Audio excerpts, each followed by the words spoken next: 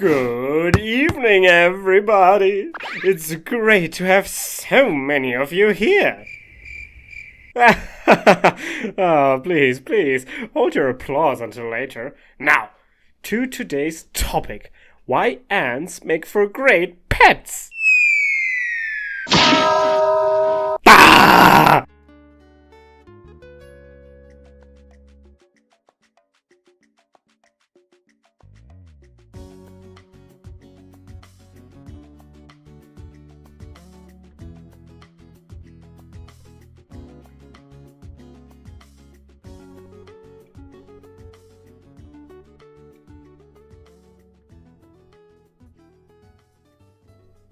Hello my dear day owls and night monkeys, good morning and evening and welcome back to another video. I am so happy to have you all here.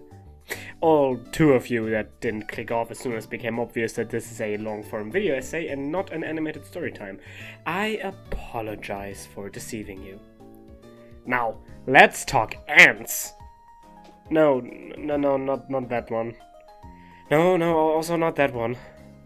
Ah, perfect! An ant! An actual ant! Of the species Mesobarbarus, to be exact. Those eat seeds, and almost exclusively so. Did you know there are vegetarian ants out there like this one? Or maybe if you thought all ants just ate leaves, did you know that there are carnivorous ants out there? Ants come in so many shapes and sizes, from small black dots on the ground to big beefy meatheads to leafcutters to butt guns to doors to kamikaze to whatever Australia has been cooking up all this time. Who let Australia cook? Anyway, there are probably many questions going through your head right now, like, why am I making a video about this? Or how do you even keep ants as pets? Or what makes someone want to keep ants as pets? Or why you haven't clicked off by now? Especially that last one, the one about why you haven't clicked off yet, will be answered at the end of the video, so you best wait until then. Ha! I will wait for you to tell me why I haven't clicked off yet so I can disagree with you! That's the spirit. Now, to those who are actually curious about the previously mentioned question and more, stay tuned, because I, an experienced weird pet person, will hopefully be able to fully answer all those questions for you. And I basically already answered the first one on why I made this video to begin with, so I think there's no need for a title card.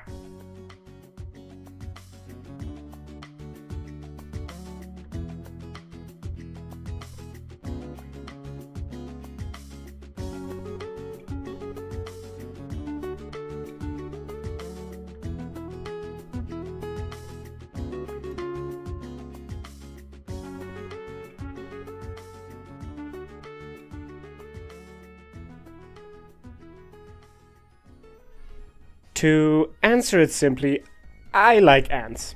And mix that answer with me wanting to try and make more video essays of sort, this video was born. Ants make great pets. And I really think not enough people know about this. Ants are a pet for big and small, for rich and poor, for those who want to appreciate the little things in their lives, and also for those that absolutely don't and need to have everything supersized. Trust me, ants know how to make things big. And this is the reason for the video. I am sharing my passion in a long form video that I hope some people can use to play in the background while they are staring at their pet ants. Or do homework or work or whatever else unimportant things are out there. Well, that's all I have to say for this segment. See you in the next one.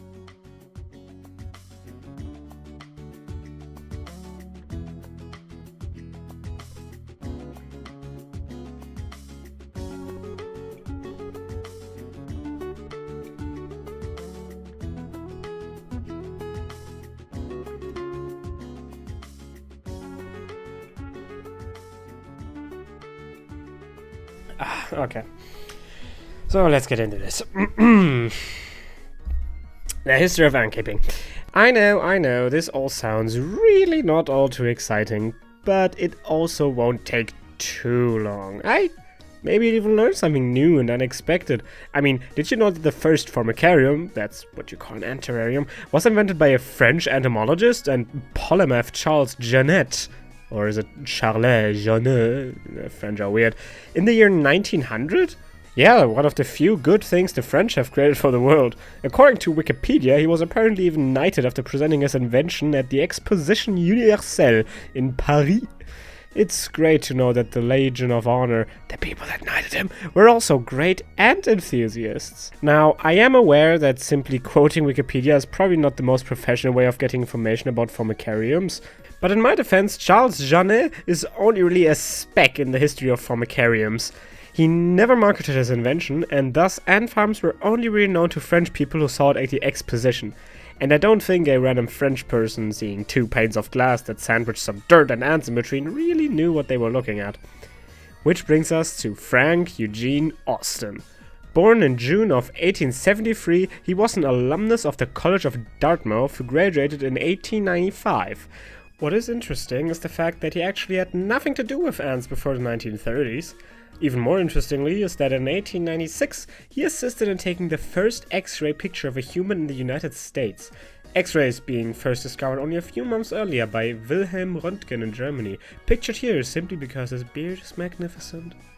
After that, Austin became a teacher of electrical engineering from 1902 to 1921, and after hearing all of this about him, one might wonder why this handsome little devil would turn to creating an object that almost 100 years down the line would influence a German boy to making a video about it. The answer is money issues. Yeah, it's kind of depressing. The stock market crash of 1929 hit Austin just as hard as anyone else, with the Great Depression wiping out almost all of the rest of his assets. During this period, he had plenty of free time, having retired at an early age. However, being a retired smart person and an engineer, he apparently wanted to do some good for the community, thus opening a boys' club in a large workshop behind his house. Now, an old retired guy opening basically a shed behind his house for children to play in may sound like the old-timey version of a windowless van, but let me assure you it was quite the wholesome endeavor. He encouraged children to build their own inventions, for example in the form of miniature models and doll furniture. Now, this is the part where we finally get to the ant history of this story, because one day there was a boy in his workshop that had a keen interest in ants, but also he couldn't really observe them very well, because, you know, they live mainly in the ground. Austin, the helpful professor he was, tried to think of a way to fix the boy's dilemma, which he did after having the same idea as our earlier friend Charles Jeannet, putting some dirt and ants between 2 panes of glass, et voila! An ant farm. And these things sold like hotcakes. At peak, 400 ant houses a day. Apparently, to have enough ants for these houses, he also paid local children to gather them, paying them $4 a quart. 2 things about that. First, $4 back then are $75 in today's money, which must have been a crazy allowance boost for some children. And secondly, a quart is a way of saying a quarter of a gallon, or basically a liter. He was paying for ants per liter. Do you know how many ants that is? With the help of the children, he gathered 3.6 million ants a year. If we take the average ant weight at 10 milligrams per ant, that is 136 kilograms of ants.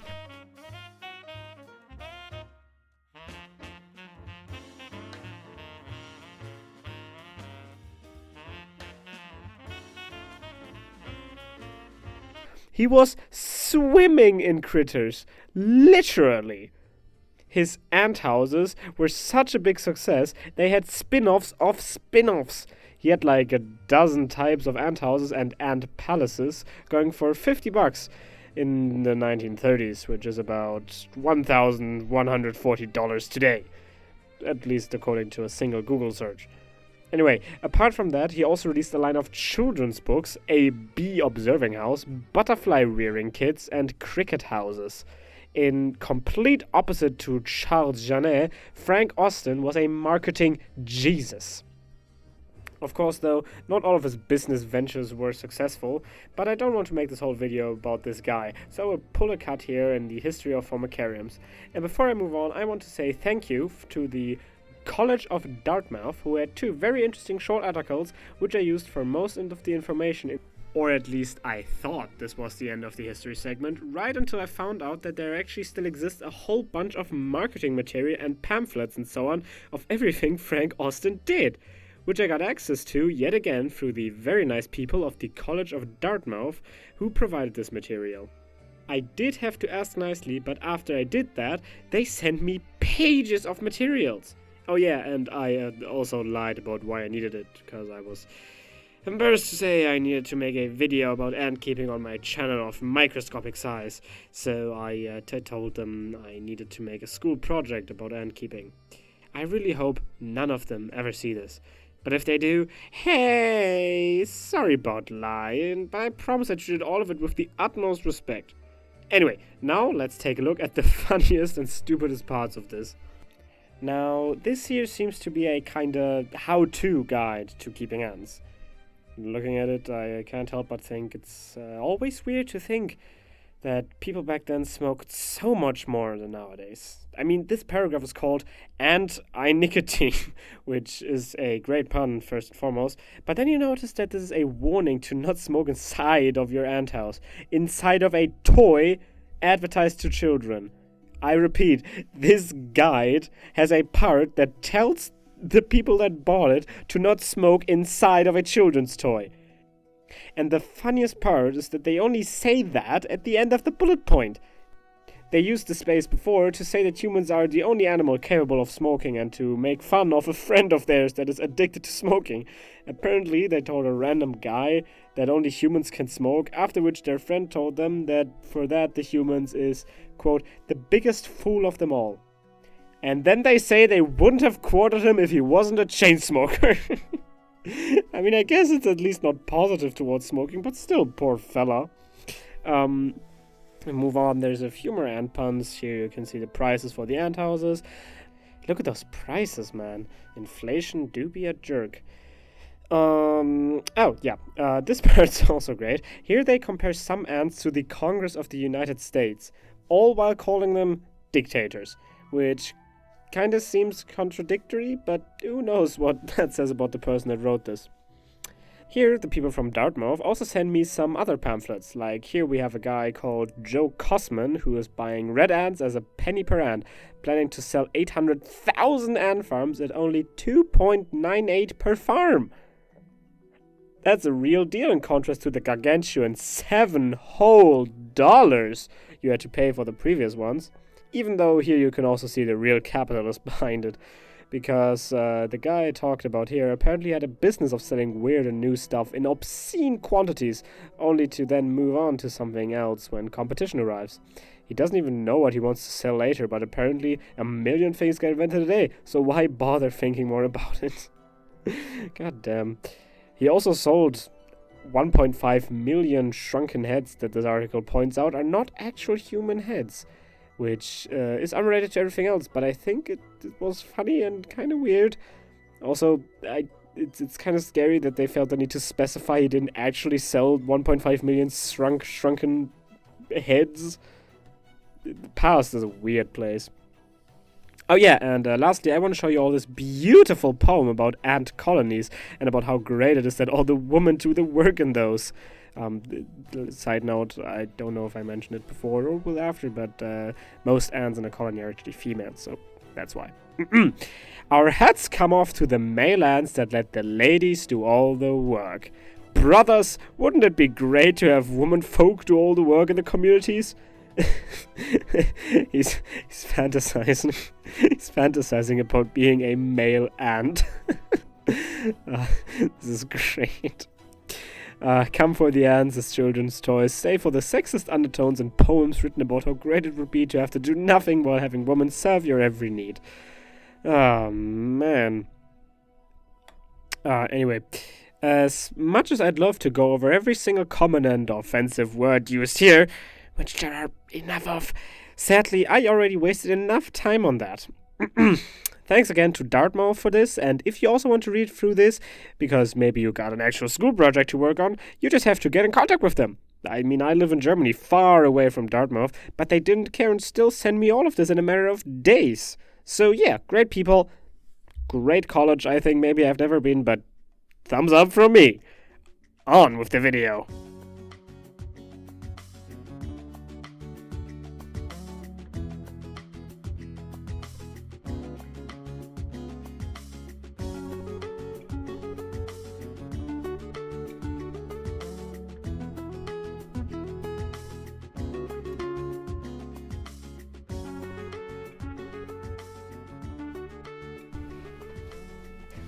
Now where was I?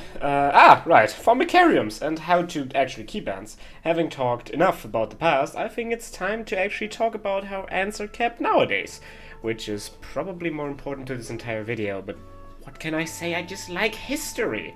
Don't judge my video making choices. If you watched the segue into history and didn't skip, you are part of the problem.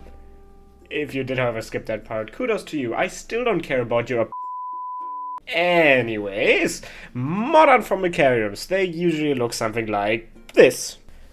As you can see, this structure here consists of a small arena, which is basically just a normal terrarium, and a separate structure in which the ants can dig their nest. That is the aforementioned 2 panels of glass with dirt and ants in between. You can also have the nest inside the arena, or actually in any way you want. There are no rules to this. Look at this example I'm showing you here. No matter if you want a sterile looking nest in which you can observe your ants in great detail, or if you want a natural looking diorama with the ant nest being hidden under a hill or something, Formicariums can be designed in any way the owner wants them to look. There are only really a few requirements that you really have to fulfill in order to have a flourishing ant colony, and these important things to note are that the ants will always, in any case, need a space in which they can establish their nest, which is optimally somewhat isolated from the arena being a just free space in which the ants can forest or hunt or throw out their garbage. Which, yes, is something that ants do, and if they can throw out their trash, then so can you. With other words, go make your mom proud and clean up your room, nerd! Nowadays, the market for Formicariums really has established itself with multiple shops existing out there that create high-quality enclosures for different types of ants. The best example for this would be the so-called Ant Store, which is the biggest ant store out there, and they have a really big catalog from nests and arenas for generally every type of ants, but also special sets for weaver ants and leafcutter ants and blah blah blah blah blah. Which is to say that it's really impressive how extensive this market has become. However, if you look at some of these prices, you might question if what I said earlier about ant keeping being for rich and poor might actually mean that it is only for those with enough disposable income who can afford this. But I assure you this is not the case. First off, the Ant Store and other similar shops like it are expensive, but they also have high quality products most of the time. You always have to do research before you buy anything on the internet. Of course, these shops also only apply to you if you don't have any talent at all for DIY projects. If you do, however, at least have a screwdriver and know how to screw drives with it, you will be able to make your own nest easy peasy lemon squeezy. Now, I don't plan on making a tutorial out of this, so I will simply recommend this video from Jordan Dean, previously called Ants Australia, in which he shows you how to make an ant nest from Yutong. Why tongue? I don't know, it doesn't matter. I actually followed this tutorial more than once and made some pretty decent nests myself. Sure, you can see that I definitely am no master craftsman, but I still managed. And yes, I did have ant colonies in both, but they have since both sadly died. Mostly because I was very inexperienced at keeping ants and did not feed them the right stuff. But anyway, no need to get emotional here, because there's still an arena to talk about. Sure, now you've got a nest, but where are the ants going to gather their food? Where will they explore? Where will they put their trash? Now, when it comes to the arena, you don't have a lot of requirements to fulfill. All you need is a space that is divided from the surrounding space by some kind of barrier that the ants can't just escape. Like a terrarium. Or a box. A plastic box. Like this one. Yeah, so it turns out you don't actually need some fancy pants glass enclosure. You only need a box that you can connect with the nest. Or that you can place the nest in. As you can see, I connected a plastic box with my self-made nest simply by pulling some tubing through it. Now, it will look like the price you paid for it, which won't be much, but it will work. And that's what counts.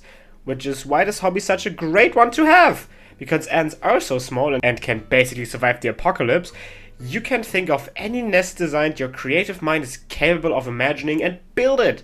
Though I still urge you to do enough research as to not make anything that would kill the ants, like a functioning volcano or something. They are pros at survival, but magma is still off the table. But this is also a perfect segue to the last topic of this segment. The part about being creative and DIY stuff. I mean, not the volcano, that's not a good segue. Because the last topic is about how to actually get ants inside your nest, which is quite simple. Look up what kind of ants live in your area, and then look up when their nuptial flights are. And when you are around that time, just go for some daily strolls, and you'll be sure to find loads and loads of ant queens sooner or later. Yeah, so to start a colony, that's all you need. A fertilized ant queen. During these so-called nuptial flights, female ant queens mate with the males, after which they'll try to burrow down and start their own colony. But before they burrow down, they will just walk around on the ground, very easily picked up. Put them in a test tube with some water and cotton, looking like this, and then wait a few weeks until the first worker ants emerge to feed them. Oh yeah, and before I forget, the males die immediately after mating. God bless our world's bravest soldiers, living the true bachelor lifestyle only to die right after losing their V-card. True heroes. Where was I? I was about to end the segment. So I know I got quite, let's call it, technical towards the middle. Now I don't mean to make this a how-to keep ants tutorial, even though it might seem that way. All I wanted to say is, with those long explanations, is that ant keeping is a hobby that doesn't need a lot of, let's call it, commitment. It's not like a dog or a cat that once you get them you need to pay loads of money for food or veterinarians until they die or try to sell them to someone else. That's not the case with ants. At least not necessarily. If this video happens to make you think, ants are kinda interesting, maybe I wanna keep some to look at, you can just get a test tube with some water and go catch a queen. And if you lose interest down the line, I don't know, if you don't like looking at ants, or if you are too impatient, or if you just don't want to take care of them, you can just release them back into the wild. As long as it's a local species.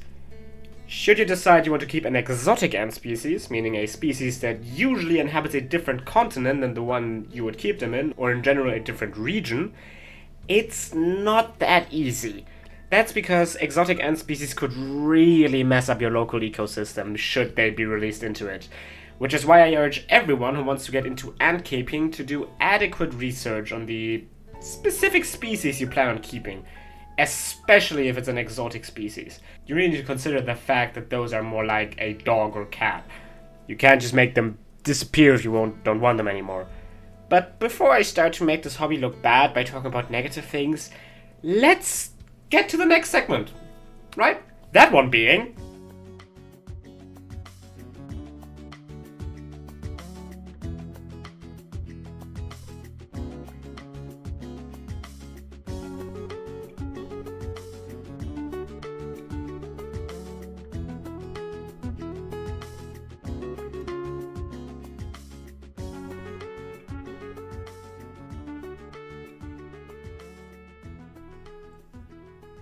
Yes, finally we get to the personal part of this essay.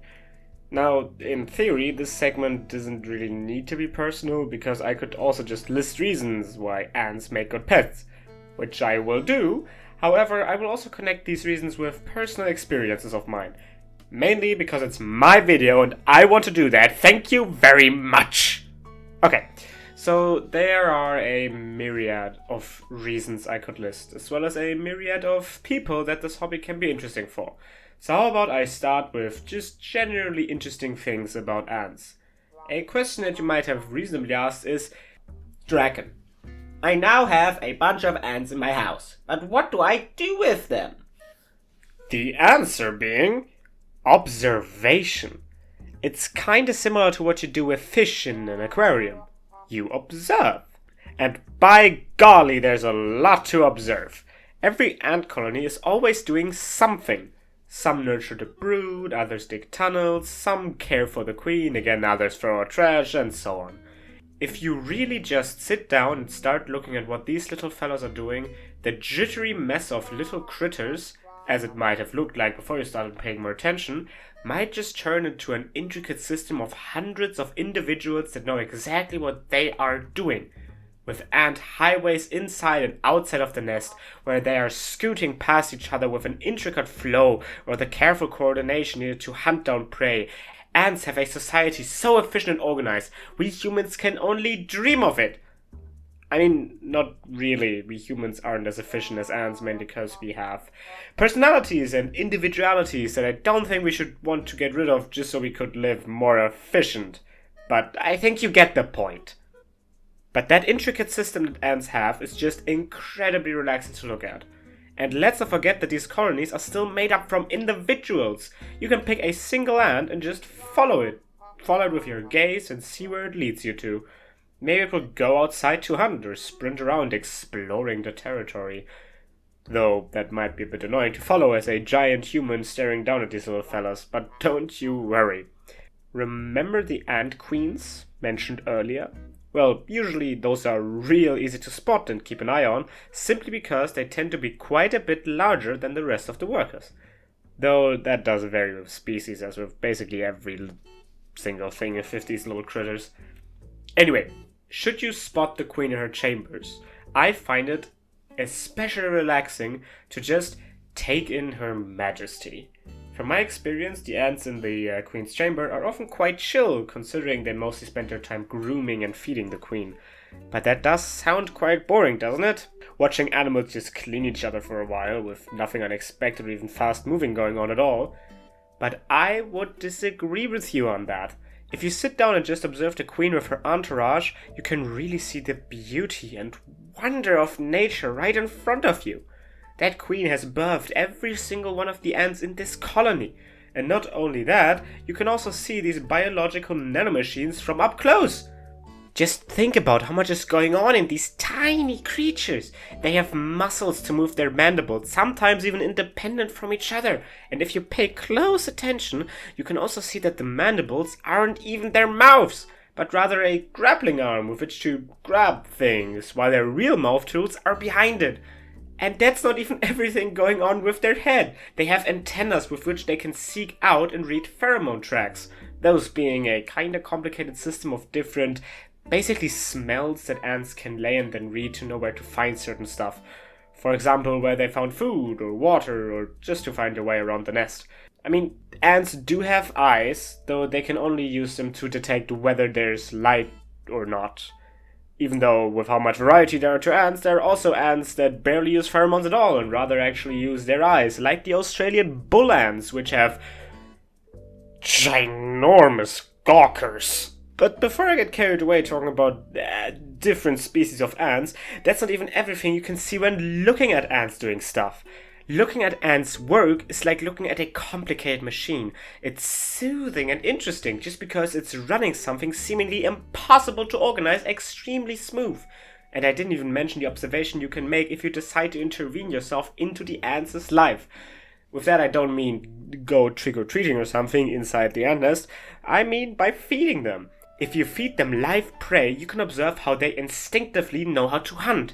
Lions and cheetahs chomping into a gazelle will look like child's play after you witness a swarm of ants killing a bug by literally biting at each of its legs, pulling them to keep the bug from running away, all while other ants begin to inject the bug with poison stings again and again, while others begin to chew into the still alive critter, ripping off each body part limb by limb, only to end the creature's suffering by finally slowly tearing through its neck to kill it via a beheading.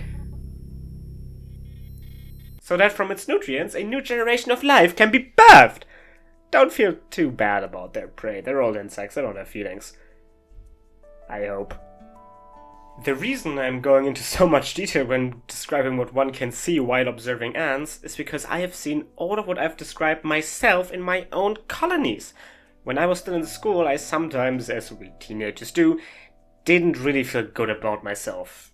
Maybe I was just in a depressed phase or something happened in school, or maybe there was just another useless test coming up or whatever. It doesn't matter. Point is, If I was feeling down, it always relaxed me to look at my ants. They were in their own closed-off universe, living their lives, and are not worried about useless school tests. They all had their own job, and they are all doing exactly what they are supposed to in their colony, all fulfilling their duties to the best of their abilities and all being a part of one big family. Now, I am talking about this like I'm an adult who remembers the good old days, but in reality, I am still 18 as the time of writing this, so I still sometimes just feel down and not good about myself, and still, my ants help me relax. Which also leads me to my last point of this segment, that being that ants are a pet for actually everyone. I already mentioned that as a schoolboy, ants are really great to keep, but that's just one example I can think of, mainly because I lived through it and I still basically am that. Maybe if you have children, you can gather them an ant colony to look at. It's easy to look after, a child can learn about biology, and even if it loses interest, as children often tend to do, you can release them back into the wild. But there's also the case if you're a person that works the whole day. Even if you are a two-business phone wielding super businessman, it can be nice to just have an ant colony on your desk to look at and relax. And if you remember the kinds of ant nests that are out there, which I showed you in the previous segment, those ant farms can look quite sleek and clean, even fitting on a home office desk or just as a decorative piece in your living room. Of course, I can understand that this might sound weird to a person seeing ants more just as pests, but I can assure you, if they're safely contained into a confined space, it's basically like a living lava lamp. Unless you have a phobia of insects, maybe then this isn't quite the right hobby for you. Then again, if you have a phobia of ants, I don't quite know what you're doing watching this video that literally has ants in the title and has repeatedly showed ant footage in here. If this is a shock therapy to you, I don't know, but maybe you should just stop and calm down. Whatever. To conclude this part, what I really tried to say with all these words was that with how easy and low time consuming ant keeping is, I believe it is a hobby that quite a few people would enjoy, even though this might sound crazy at a first thought. But if anything I have said in this video made you kinda interested in trying ant keeping, just go for it! I showed you easy ways to start out by doing DIY stuff and literally going on strolls in the summer and spring. Ants are great creatures, and if you have appreciation and a sense of wonder for nature, ant keeping can bring a small piece of that wonder into your personal life. Never too far away to appreciate.